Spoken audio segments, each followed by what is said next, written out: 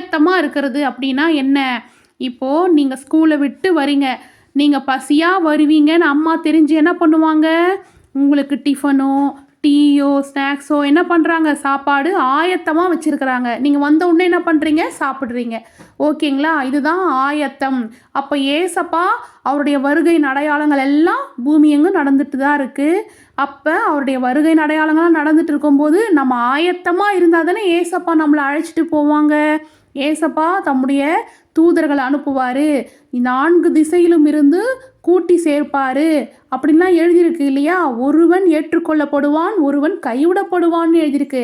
நம்ம கைவிடப்பட்டவங்களாம் நிற்கக்கூடாது, நம்ம ஆயத்தமாக இருந்தால் தான் நம்ம எடுத்துக்கொள்ளப்படுவோம். ஓகேவா சில்ட்ரன்ஸ்? அப்போ நம்ம என்னவா இருக்கணும், ஆயத்தமாக இருக்கணும். நீங்கள் ஒவ்வொரு வேளை உணவு சாப்பிடும் பொழுதெல்லாம் உணவு எப்படி உங்களுக்காக ஆயத்தப்படுத்தப்பட்டிருக்கோ நீங்களும் கர்த்தருக்காக ஆயத்தமாக இருக்கணும் அப்படி என்ற உணர்வு எப்போ உங்களுக்குள்ளே இருக்கணும். ஓகேவா சில்ட்ரன்ஸ்?